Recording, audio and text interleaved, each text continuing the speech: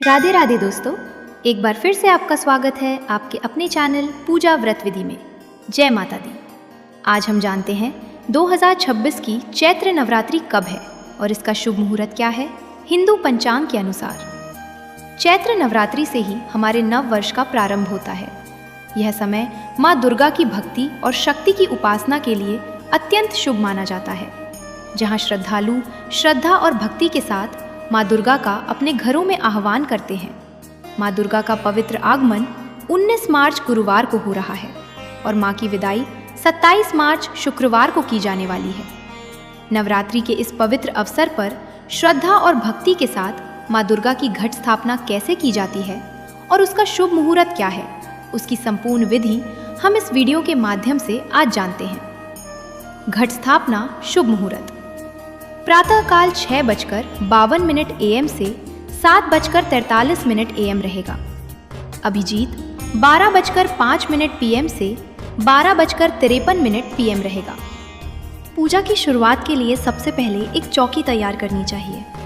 इस चौकी पर लाल या पीले रंग का स्वच्छ वस्त्र बिछाना अत्यंत आवश्यक है। इसके बाद चौकी पर अष्टदल कमल का निर्माण किया जाना चाहिए।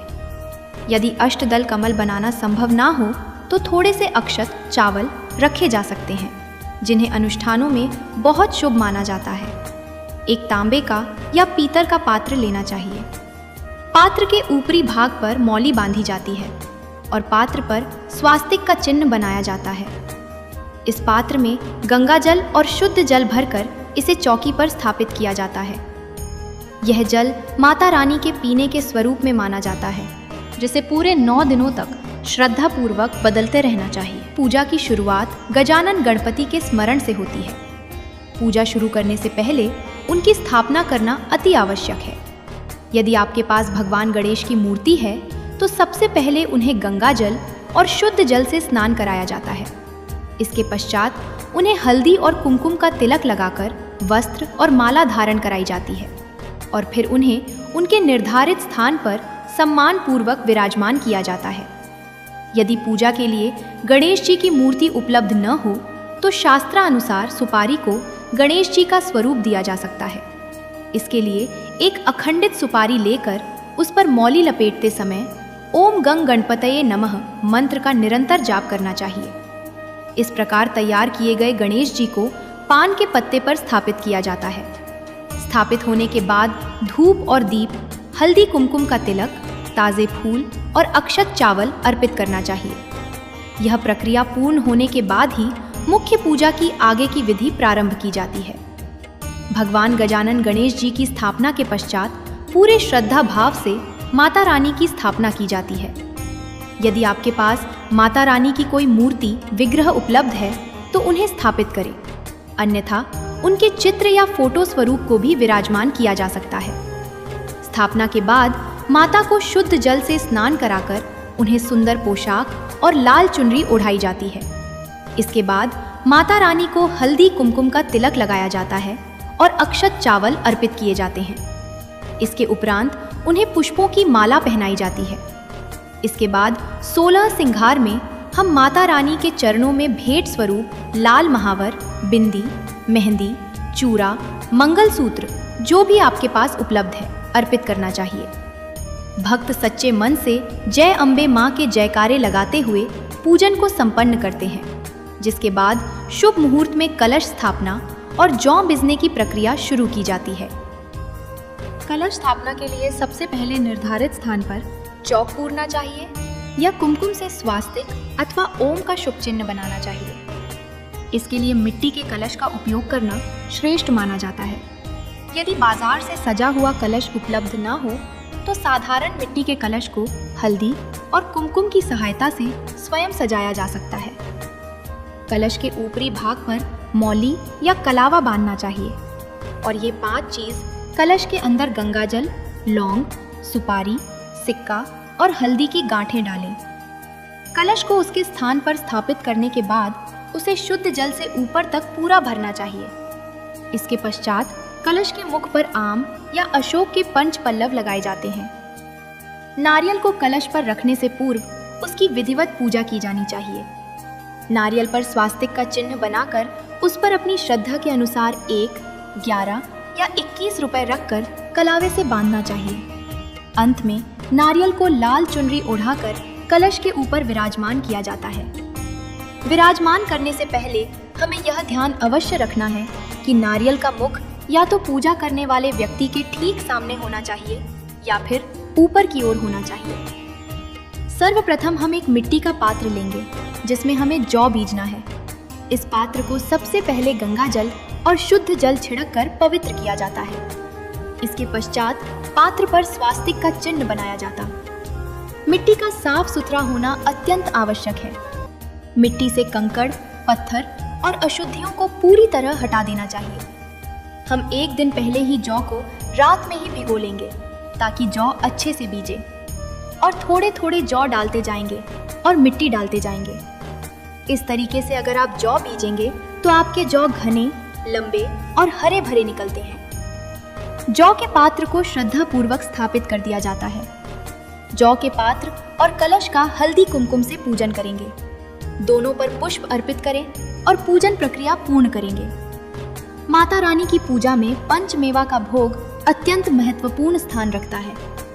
इसे तैयार करने के लिए नारियल, काजू और बादाम जैसे मेवों को छोटे छोटे टुकड़ों में काटकर एक मिश्रण तैयार किया जाता है। इस मिश्रण में मिठास के लिए चीनी के पतासे मिलाए जाते हैं। इसे पूरे 9 दिनों तक उपयोग के लिए सुरक्षित रखा जा सके।